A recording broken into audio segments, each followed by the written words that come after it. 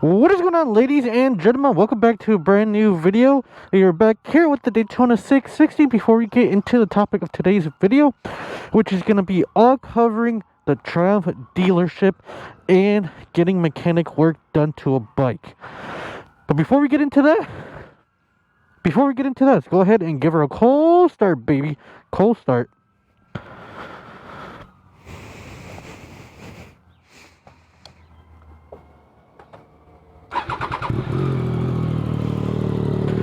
What do you guys think? We are rocking an Akrapovic full header all the way to the back exhaust. Full titanium, so it's looking really rad. And as you can see, the actual bottom of the header is already changing color. Because if you didn't know, titanium does change color. But you might eventually heat it up to make it look blue and make it look awesome. Let's go ahead and get on our ride. Anyways guys, today's video I wanted to speak about something that anyone might face when you guys are buying a brand new bike like I did, and that is getting mechanic work done, and or honestly just the dealership that you guys are working with. I do want to do a disclaimer. I've worked with my dealership now 4 times, and 3 out of those 4 times overall I would say it's been a pleasant experience. I did have some issues with the quick shifter, that it kept acting up, and every time I would go into second gear or try to go to second gear, that it would pop into neutral. So wasn't the best thing in the world? No. Was I pretty happy about it? No. But today's conversation is going to be my experience trying to get a full Akrapovic exhaust installed by Triumph dealership. Oh no, it is gonna rain. I think I should be good when I go that way. But anyways, it is not that they fully installed it. Let me give you some context. If you guys don't know, I actually installed this exhaust myself. However, in the process I actually ended up destroying one of the gaskets.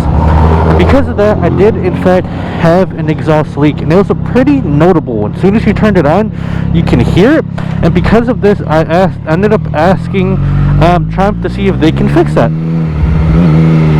And from the get-go, we've had a ton of issues trying to get the exhaust leak fixed, and I'll tell you why. So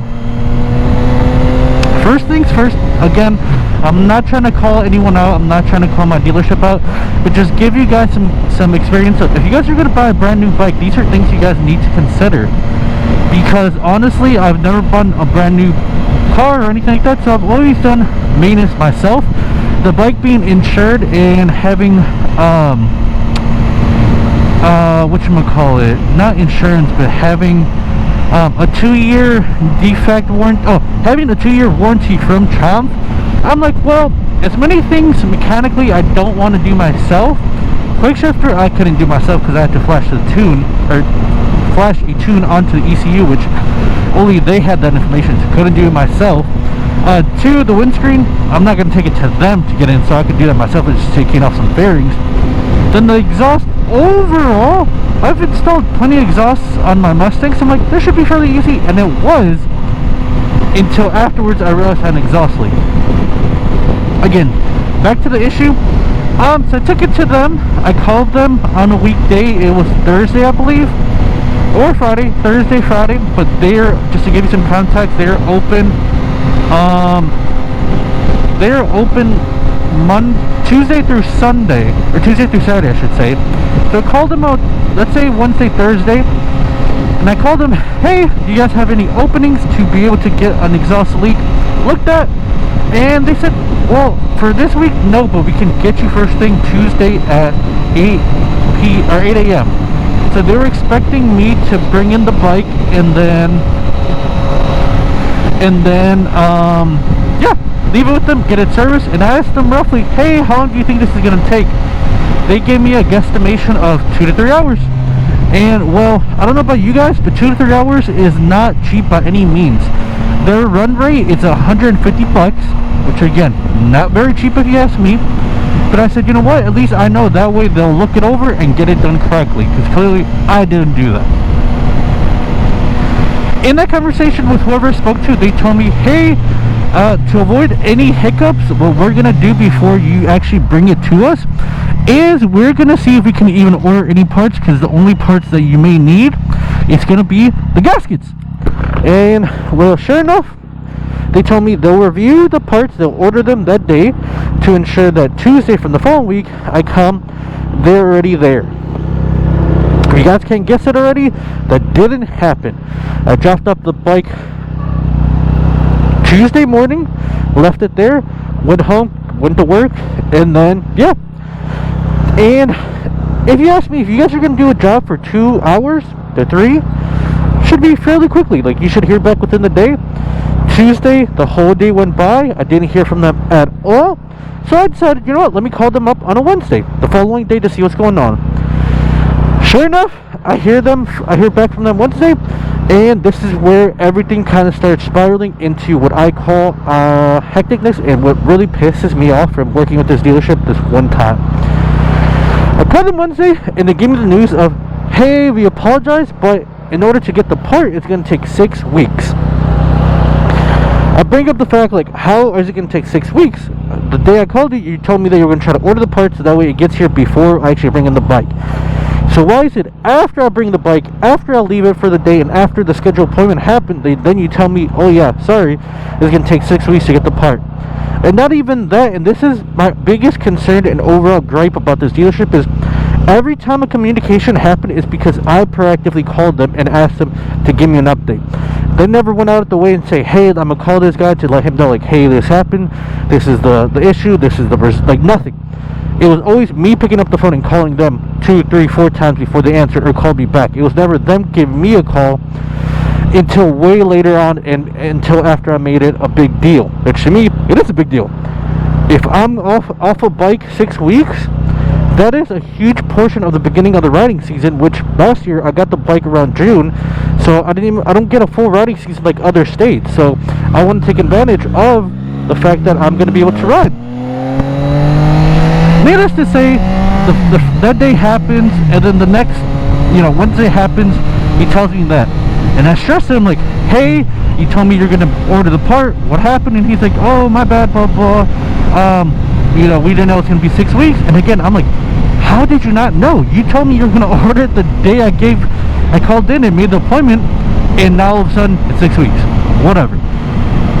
So then he tells me, okay, I'm going to shop around, I'm going to see if I can buy the head gasket from another dealership, and if I can, I should be able to get it by the end of the week.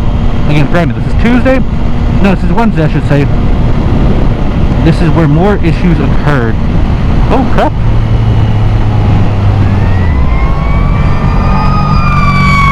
Hello.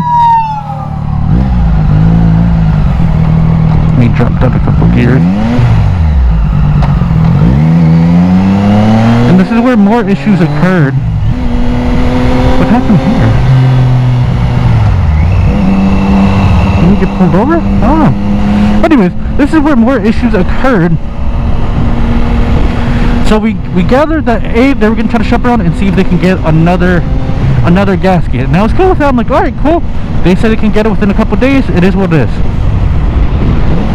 And they tell me that they'll call me the next day or the following day after that to tell me, how long it's gonna take, this and that. Just, again, quote unquote, filling me in. Take a wild guess. Didn't happen. I didn't hear back from them Thursday. I didn't hear back from them Friday. And ultimately, I ended up calling them Friday afternoon, like, hey, what is going on? I got told I'd be getting a call that day. I gave you guys an extra day. I haven't heard a darn freaking thing. By this point, I am slightly angry because I'm like, bro, why can't anyone just tell me what is going on?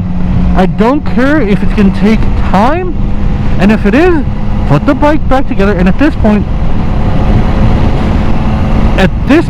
before they ended up telling me that they needed to buy the exhaust gasket, I forgot to mention, they told me that they were able to change the head gaskets in different positions, and they noticed and can identify which gasket was the one that was causing the exhaust leak, which was the middle one, or the far left one, I believe. I can't recall. But in their eyes, they were able to identify the issue being the gasket, and they just need to replace it. So that's a key component that I want to bring up, that they told me that that's what it was. So, and granted, they are mechanics. This is their profession. They should be able to do a professional analysis and tell me what's wrong, right? or you would think. Moving back forward, I called them on Friday. Lo and behold, they tell me, oh, we forgot to order the gasket. We don't know where it's at. But we did find out that we can order one from another dealership. So at this point, again, they told me a couple days prior that they will order the gasket and it should take a couple days. And then roughly, that I should be getting it within the next couple days, which would be Friday or Saturday. So in my opinion, I should have had the bike that week. Lo and behold, that didn't happen. Then going into the following week, I gave them a call, asked them, hey, what's up? The gasket should have been there, for my opinion. And they told me, sorry, we had some issues. We haven't had a tracking number, so we don't know where the gasket's at. At this point, I am so pissed because something that was supposed to be handled and thought about prior to me dropping off the bike has now become this huge issue. So my thing is, why tell me you're gonna do something and then not do it? Alright, whatever, that happens, right? They tell me they're gonna call around and they'll give me a call by the end of the day. Lo and behold, they never call me back. I call them the following day, and by this point I am very pissed. I made it clear to the service manager, I am pissed. Why is it that people are telling me they're gonna call me back and I never hear a call back?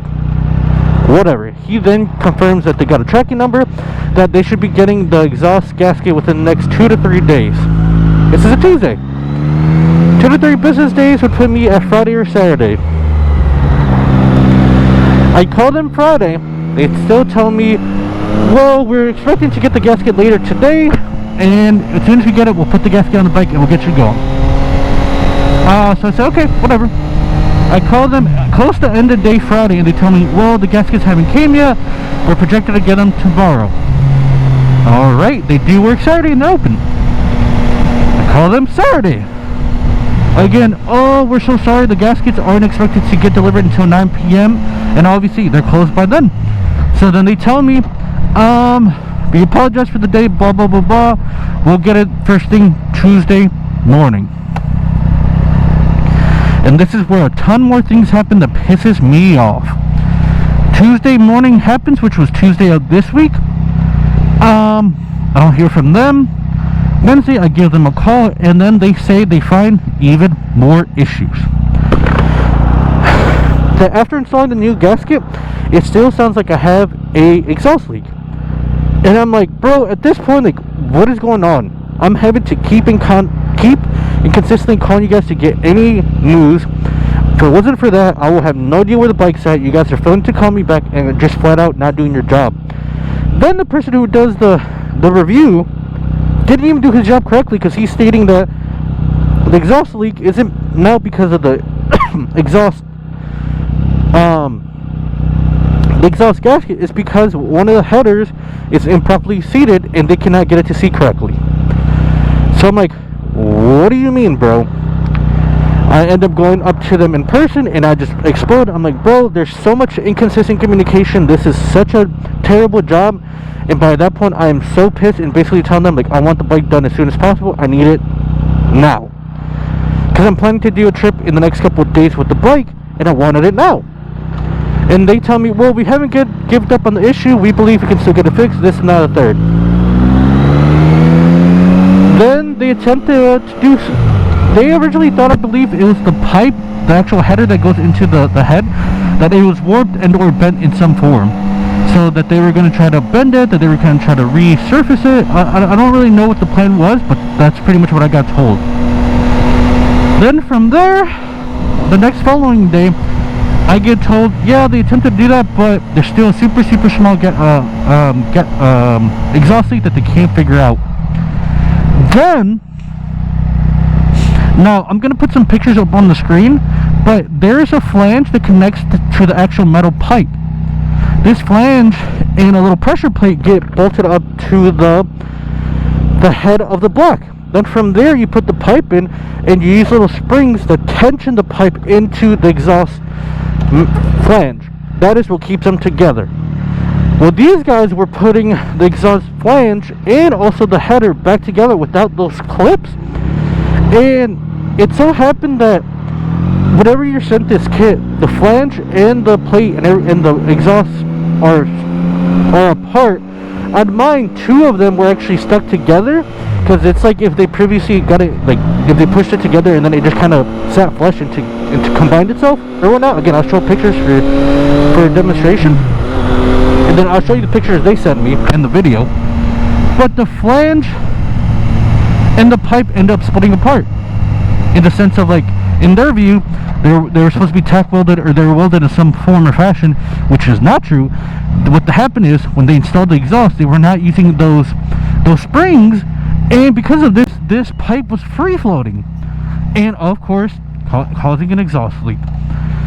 So then they called me, they're like, hey, we think your exhaust is broke, you may want to speak to the manufacturer to see if you can get it replaced, or we can see if we can put exhaust tape, or just do anything to try to stop it from moving, because right now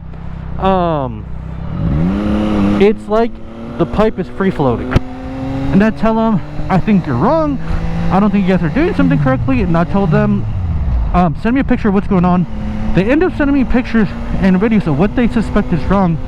Lo and behold, they were installing the exhaust completely wrong, and the pipe was free floating, and because of that, it was not being pressured to put together, and it wasn't causing a small exhaust leak. I end up sending them, I kid you not, the instructions to how to put this exhaust together that's on a Kropovich's exhaust, which I don't know why, but they never assumed or thought to look it up. Like, hey, how is this exhaust put together?